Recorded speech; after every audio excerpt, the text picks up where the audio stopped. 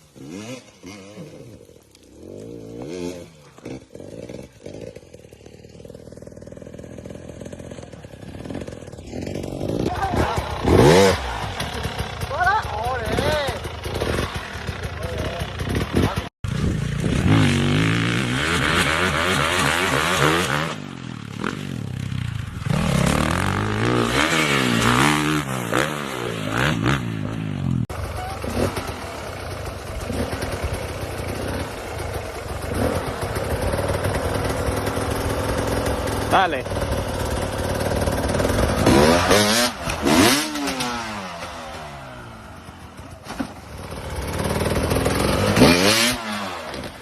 A la hostia. ¿Habéis visto que le ha entrado a trasera directamente? ¡Pum! Le has entrado a trasera, a muerte. Lo que le está bloqueando. Entonces, es muy importante entrarle de pie, no sentado, y que la rueda atrás, que la rueda adelante toque la losa. No entrarle a trasera directamente, ¿vale? Y no acelerar tanto como estaba acelerando hoy. Vamos. Despacito, entramos, lo voy tomando, y ahí el equilibrio.